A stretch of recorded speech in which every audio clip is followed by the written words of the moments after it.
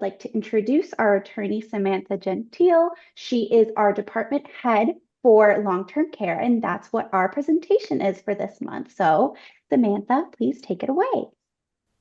Hi, I'm attorney Samantha Gentel. I'm the director of the long-term care department at Generations, and I'm here today to discuss long-term care planning because that is what I specialize in.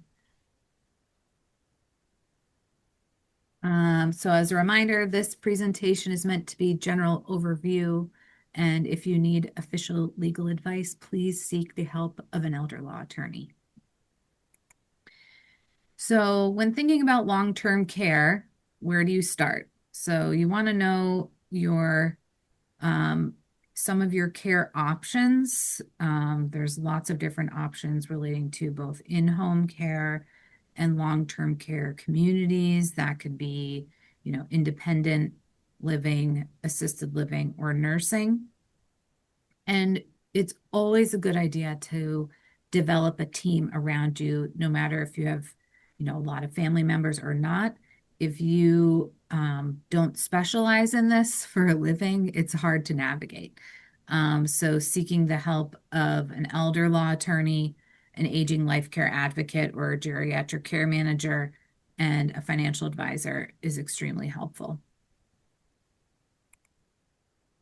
Um, so in terms of the cost of care, from 2024, average nursing home cost was 14,500 per month, and uh, monthly assisted living was 7,100 per month. That's gone up quite a bit. I'm seeing a lot of nursing home uh, costs be, like around $550 a day these days. And if you're in assisted living for memory care, the monthly fee is going to be pretty close to nursing home costs and less options to use public benefits to pay for those care needs. So common ways to fund care are long-term care insurance, VA benefits, self-pay, and mass health, which is Medicaid in Massachusetts. A very common misconception is that some people said, "Oh, I have Blue Cross, and I have Medicare. Aren't I covered? Won't they cover my long-term care?" They will only cover in the short term. So if you're hospitalized and then need to go to rehab, then most health insurance between Medicare and your Medicare supplement plan will cover the cost of most of your rehabilitation. And you also, in order to qualify for rehabilitation, you'll have needed to, been admitted to the hospital in a particular way for that to be triggered. And then you may have heard as well that, I'll qualify for 100 days of rehab. But if you start tapering off or you sort of plateau, the insurance company can potentially shut off your rehab. And if you're still in a long-term care facility with no rehab, then you're going to be switching over to a nursing home resident. And then you either need a private pay or apply for mass health.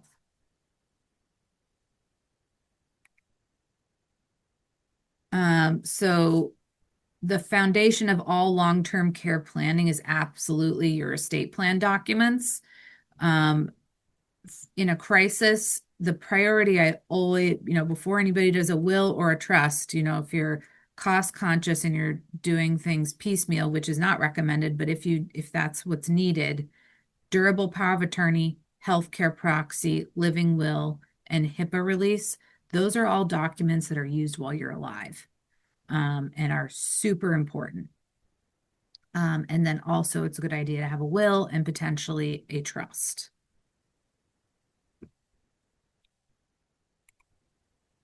So a durable power of attorney names someone to make financial decisions for you if you can no longer make them for yourself. There are two main different kinds. One is effective immediately. The other is springing, which means it springs into action when activated by a doctor. I tend to recommend the one that's effective immediately, as I've seen springing powers of attorney in practice cause a lot of unnecessary hurdles.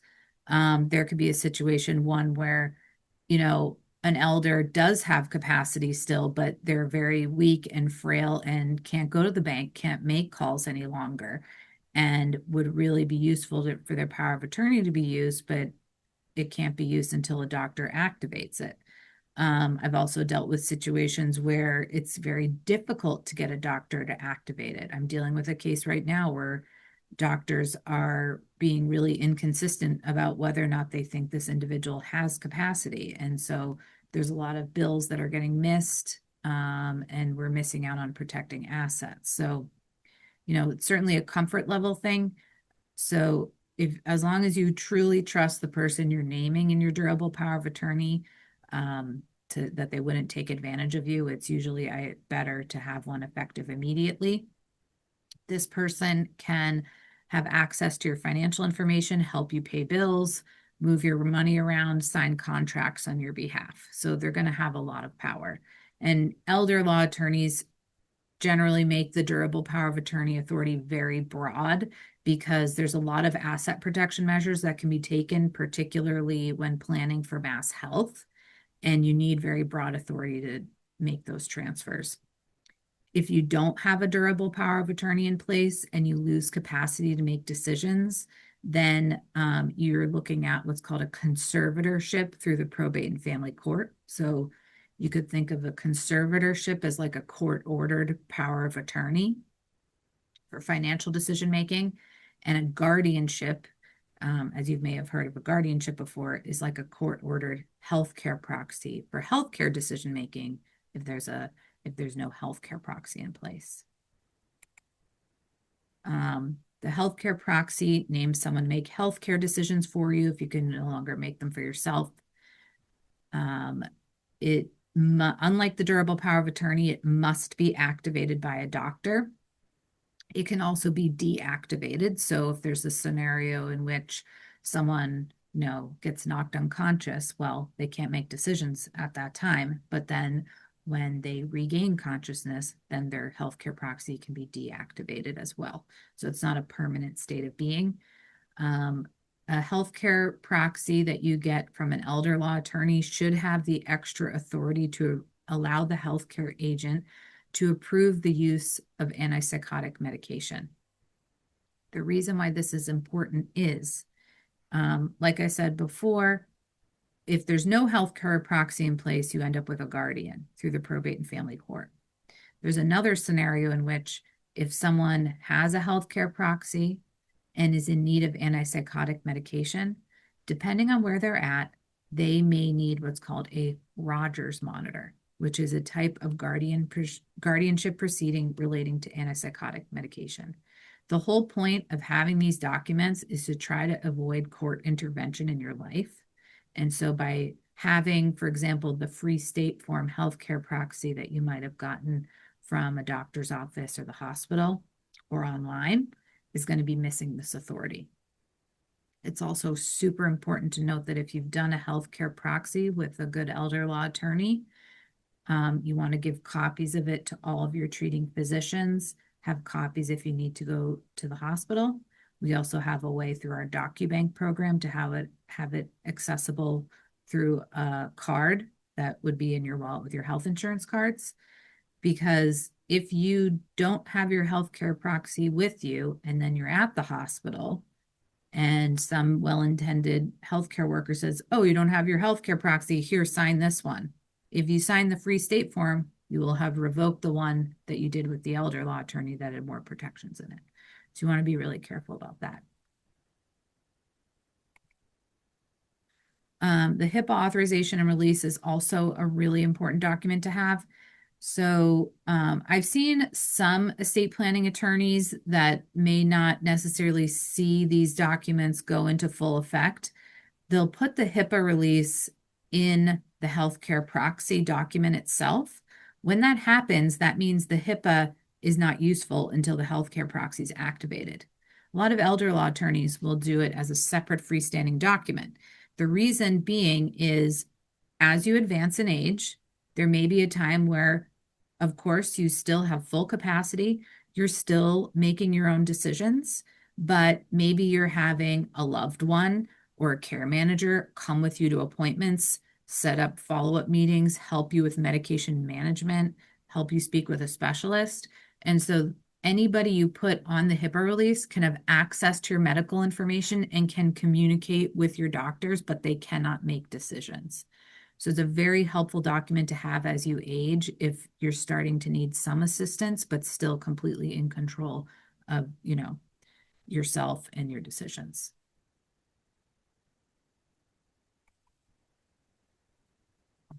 The living will is another good document to have. It is a reference point for your healthcare agents for what your end of life wishes are. It is not legally binding. It What is legally binding is the MOLST form, which I'll talk about in a moment. But so with the living will, it outlines end of life wishes, saying, if it's my time to go, please let me go peacefully. I don't want to be in a vegetative state, pull the plug, etc. We always recommend that you have the conversation with your loved ones and particularly every person you name in your healthcare proxy, as the healthcare agents will have the final say on end of life wishes. And the expectation is that they follow your wishes and you've put them in writing in the living will. Now, if you're very advanced in age or have a terminal illness, you may want to take it a step further and do a MOLST. That stands for Medical Order for Life-Sustaining Treatment. That is the new DNR, or Do Not Resuscitate, in Massachusetts. This is something you fill out with your doctor, not with your attorney.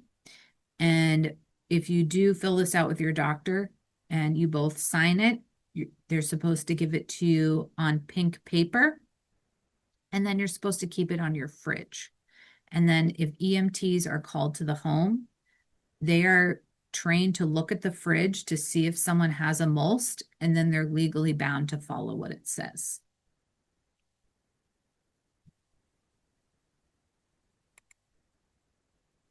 So getting into wills and trusts, a will is only effective at death. So a will is a set of instructions to the probate court for what to do with probate property. Probate property is property owned individually in your own name. So if you own a piece of real estate in your name alone, or a bank account that has no joint owner and no beneficiary, then it will pass through the public process of probate before it can be inherited. The will tell the probate court what to do with that property. But some people think that having a will avoids probate, and that's not true.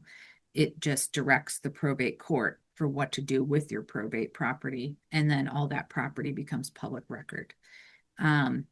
If you pass away without a will, your estate will also go through probate, but it will just get distributed according to the laws of the state and whoever your closest relatives are. It can delay inheritance, and there's potentially better ways to deal with it. Probate isn't always avoidable. There are some times where it is helpful with mass health planning, but there are a lot of ways to avoid probate as well. So with a trust, there are three roles. There's the grantor or settlor. That's the person who creates the trust. There's the trustee, the person who manages the trust, and then the beneficiary, the person who benefits from the trust. With a revocable trust, you would hold most likely all three roles. So you would set up your trust, you would manage your trust, and you would benefit from your trust while you are alive. You then name alternates. So if you are unable to manage your trust any longer, you name an alternate trustee to take over. And if you pass away, you name alternate beneficiaries that would inherit the trust property. Revocable trusts can be amended at any time or revoked, and you maintain full control of your property. Great way to avoid probate. If you're married and your estate is worth more than $2 million in Massachusetts, you may benefit from adding some estate tax planning into your trust. The downside to revocable trust is that it does not protect your property from a mass health lien. With irrevocable trusts, it can avoid probate as well, remove money from a taxable estate. When drafted properly, it can protect property from a mass health lien. The downsides to it are that if you lose control over your property. So what that means is, let's say a lot of people put their home into a revocable trust. If that occurs, you're naming your someone else to be trustee of your trust. A lot of times it might be your adult child. So you then lose control over the property. There's different ways to do it. Some attorneys will allow you to keep a life estate. Others, we just do it as an income only trust.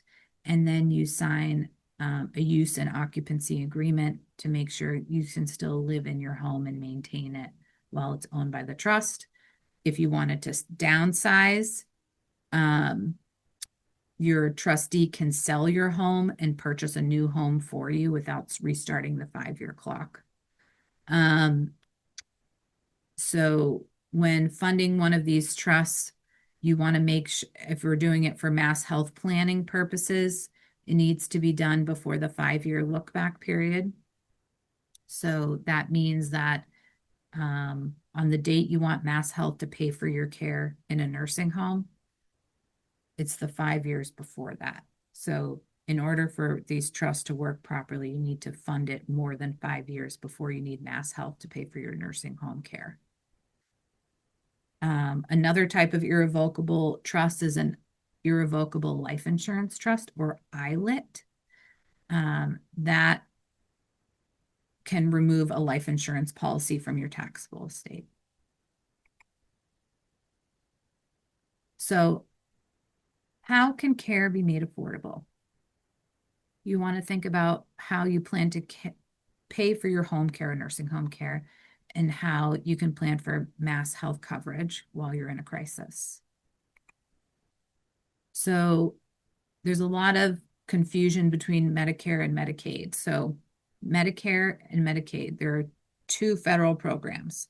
Medicare is a federal program for health insurance for people who are disabled or elderly or retired. And Medicaid is health insurance for low income individuals, but can also pay for long-term care.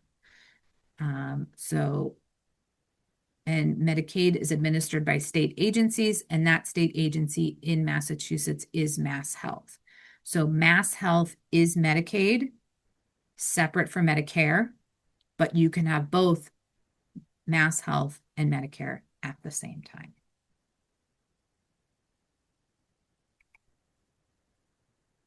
For 2026, oh, and I left a 2025 in there, sorry. For 2026, for home care and PACE, the income limit is $2,982 a month.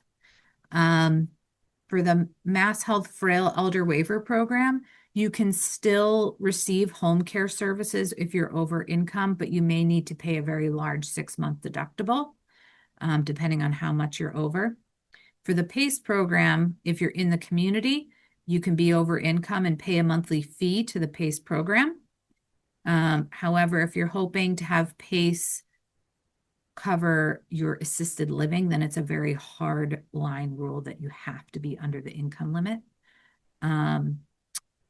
For asset limits for any of the Mass Health programs, an individual receiving nursing home or home care has a $2,000 asset limit. If it's a married couple together, both applying for Mass Health, it used to be a $3,000 asset limit, and now it appears that it has changed to $2,000.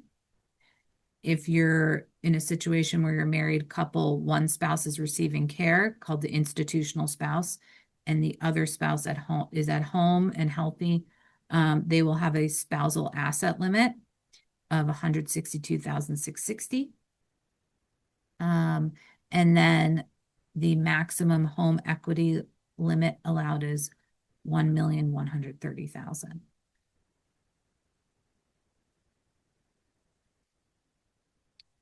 So the 5-year look back period applies to, for now, to Mass Health nursing home care. And Mass Health will look back at all transactions of $1,000 or more to see if any of those transactions could be considered to be a gift.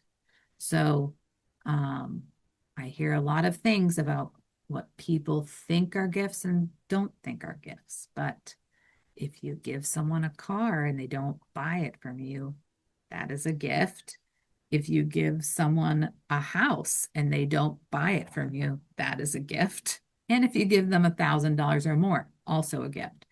Um, if you're paying someone under the table for work, that can be a little iffy as well. And we may need some extra documentation. Something that's really important to note about the 5-year look back period is right now it is only still applying to nursing home care, but it seems to be in the works that pretty soon the 5-year look back period may also start applying to the Mass Health community benefits like the frail elder waiver and maybe PACE as well.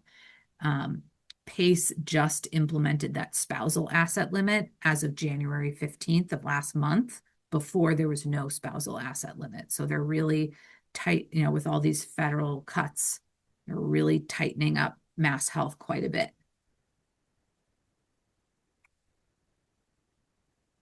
So in terms of, there's a lot of things that can be done in advance to protect assets for Mass Health. So like we discussed before, an irrevocable trust. For married couples, another type of document that I do a lot is what's called a will with a testamentary supplemental needs trust. You may remember I mentioned a little while ago that usually we try to avoid probate when we're doing estate planning, but this is a situation where going through probate is actually the best way to protect assets. So if we've got one spouse on Mass Health and the community spouse is healthy and not in need of care, we transfer all of the assets, real estate and cash, to the community spouse. And a lot of that's going to be in their name alone. So what happens if the community spouse then unexpectedly predeceases the institutional spouse? We don't want all of the real estate and money going back to the institutional spouse that's on Mass Health, because then we're just going to have to private pay for care and they'll get kicked off of Mass Health. So the will with the testamentary supplemental needs trust is set up for the surviving spouse. After the assets go through the public process of probate, it will fund this supplemental needs trust inside the will. The money and real estate and anything else that's in that trust can be there for the surviving spouse's supplemental needs while they're alive. They can't get access to the money directly, but the trustee can pay for things for them, like pay vendors, pay medical providers, buy clothes, whatever they need, as long as the distributions don't negatively affect public benefits. The state cannot touch this money. So there's no lien involved. And then after the surviving spouse dies, then whatever's left in the trust can be inherited by the kids or whomever they named as the remainder beneficiaries. So with some Mass Health planning, this is sometimes the only option and sometimes the best option when we're doing planning with a married couple.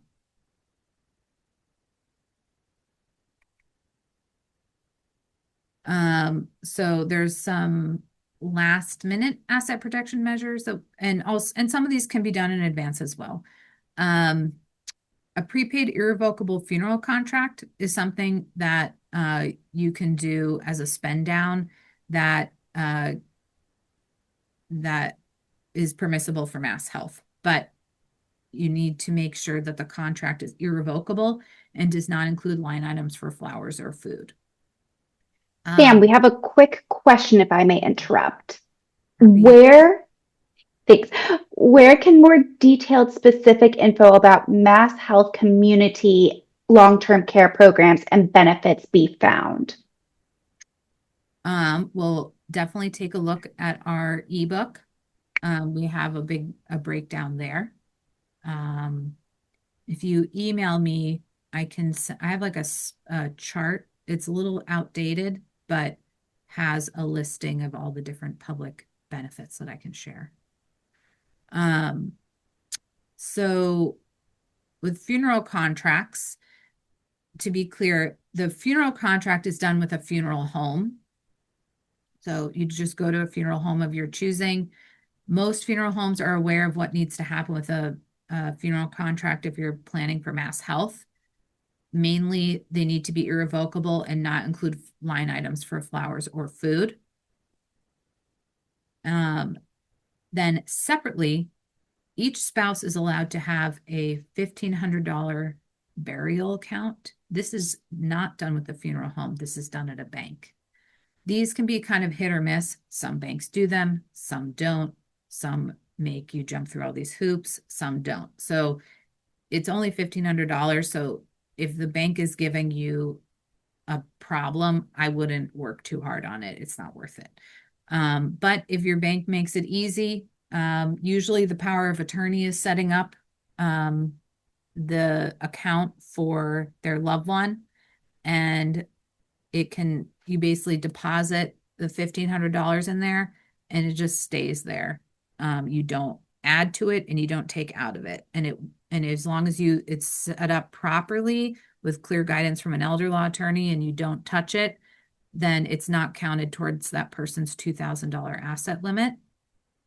And then just because, Mass Health is so silly, even though they don't want you paying for flowers or food in your prepaid funeral contract, they don't really track what happens to these burial accounts after someone dies. So theoretically, you could use the 1,500 towards flowers and food and they wouldn't know. Oh, it looks like this slide should be up at the 162K page. I apologize for that. So with married couples, as I mentioned, unlimited amounts of money can be transferred to the community spouse. Real estate can be transferred to the community spouse. The community spouse will have that 162K asset limit for 2026. And then if they are above that, then they can set up what's called a single premium immediate annuity, also known as a Medicaid annuity. It's not an amazing investment, but you're not necessarily going to lose anything. However, it really depends on how your assets are set up. If you have a very large IRA, closing an IRA to move it to annuity can be a major tax hit. So this doesn't always work for everybody. Sometimes you can annuitize an IRA depending on the type and the financial institution. So you may sometimes end up with more than one Medicaid annuity to make this work. When we set up these annuities, we work with a financial company that does them, and we usually, in most circumstances, we're trying to have the annuity be relatively short term. As soon as it's set up, we do this this is like the last step before applying for mass health, because this community spouse has a one-time asset limit. So like during the pendency of the application, we want them under that 162K. But as soon as that annuity is set up, you're going to start getting the money back in a monthly stream of income right away. So your assets are going to go back over 162K, and that's all right, as long as we prove that when we applied, you were under. The reason why we do these as short term is because we want the community spouse to outlive this annuity and get all their money back. Because the primary beneficiary on these annuities needs to be the Commonwealth of Massachusetts. So if the community spouse unexpectedly predeceases the institutional spouse and there's money left in the annuity, that money is going to go to Mass Health to pay them back for what they spent on the institutional spouse's care up until that point. If there's money left after that, then the money can be inherited. So we usually do these annuities in like 2 years, 3 years, in the hopes that the community spouse outlives it and gets all their money back and then can reinvest. Um, any questions on that? Because that was a lot. I'm happy to answer any questions if anybody has anything before I move on to a pooled trust. Um, okay. So that goes for married couples. If you have a single person that is applying for Mass Health, a great option is the pooled disability trust. So there are a handful of companies that manage these trusts. One is Plan of Massachusetts and Rhode Island. Another is Guardian Community Trust, and another one is the ARC, and there may be a couple others. Um, the way a pooled trust works, an elder law attorney can help you set this up. It's probably you're going to do it another sort of last minute asset protection measure. And again, having the durable power of attorney drafted by an elder law attorney is very important because it's usually the power of it, a lot of times, like someone has dementia, they've lost capacity, and now the power of attorney is helping with this planning. So the power of attorney needs to have that authority in there. You take the person's money, all of the person's money over the $2,000 limit and throw it into this trust. The money can then be there for their supplemental needs while they're alive. Can pay for clothes, can pay for haircuts, can pay for medical bills that aren't covered by insurance. Another very useful way to use these trusts that I've seen a lot is companionship. So if there is or just extra care. So if someone's in a nursing home and their loved one or their care manager does not feel like they're getting enough attention in the nursing home by the staff because they're short-staffed, you can use this money to private pay, a private home care agency or a companionship service to go spend time with this person to enrich their life a little bit more. And that's been an excellent use of the pooled trust funds. The state can't touch the money while it's in the trust. And then after the person dies, if there's money left in the trust company gets a small percent for their administrative purposes. And then after that, the state gets a crack at it. So they're going to try to get paid back for what they spent on that person's care. However, if there's nothing left, then the state doesn't get anything. Also, if there is money left after the state gets paid back, then the person who set up the trust will have named alternate beneficiaries. So there's a chance that some money could be inherited.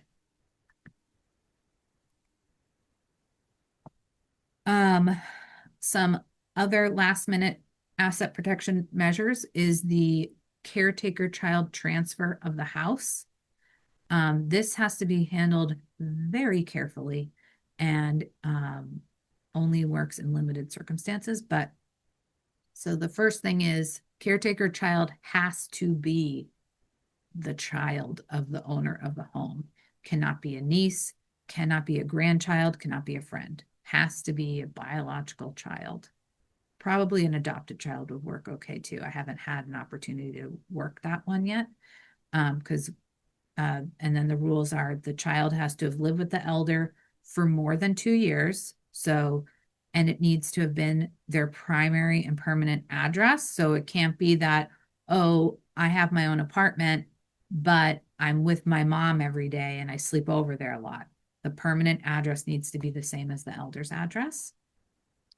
Um, the they need to then have assisted with enough activities of daily living to prevent the elder from going to a nursing home sooner.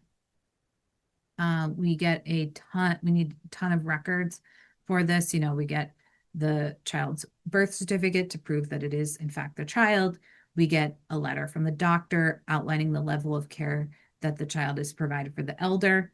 The child writes an affidavit outlining the level of care, any witnesses to the care, so like siblings or if they've used a home care agency, getting a letter from the home care agency for what they witnessed. Also, family dynamics plays a huge role in these transfers on whether or not they're going to work, particularly if there's a lot of siblings. I've had situations where it could have been a good caretaker child case, but the caretaker child is really not trustworthy, and or everyone thought they were going to get a cut of the house and they're going to start arguing about it. So sometimes we'll try to work it out with the family. If it makes sense to have the caretaker child transfer, then set up a family agreement that the adult child will then send after the application's done, sign over their, if there's four siblings, like sign over a quarter of the property to each sibling. Other times it makes sense. Some families say, you know what, they took care of mom or dad, they deserve the house. But there's just a lot that comes into play with this transfer. It's not so cut and dry. So it doesn't always work. You're also allowed to transfer unlimited funds to a disabled child, but this also has to be done very carefully. If a child is disabled, they need to have been determined disabled by the Social Security Administration. If they haven't been, Mass Health has its own disability determination unit through UMass Medical in Worcester. And so if they haven't been determined by Social Security, you can, if the child is willing, submit a ton of their own medical records to Mass Health to determine if they're disabled. But then you also have to be very aware of that adult child's public benefits themselves, because you don't want to just give money directly to a disabled child if it's going to make them lose their own public benefits. So if it's something where they're on SSI or have special housing, or Mass Health, then you may want to have a third party supplemental needs trust be set up for them, managed by a trustee. If they worked for a long time and then later became disabled, maybe for like an accident or something like that, and they worked enough quarters to get SSDI, then they're going to have less restrictions typically, and that might be a situation where you could give funds outright to a disabled child versus needing to do a trust. But certainly review that with an attorney. So this is just a little checklist at the end. So you just want to make sure that your estate plans are reviewed every 5 to 10 years. Make sure your documents are up to date, especially a durable power of attorney. Even if it's been 5 years and you meet with your attorney, the attorney should recommend a new one, even if it has the exact same language in it, because sometimes banks take issue with old documents. So by keeping it fresh, they will cause less issues for when your power of attorney tries to go and use it. You want to think about your 5-year look back period. You want to look into when it might make sense to transfer assets and prepaid funeral savings account, all those things that we discussed during this presentation. But thank you so much for listening. It was a pleasure, and I'm happy to take more questions. So thank you guys again and have a wonderful afternoon. Thank you. Bye.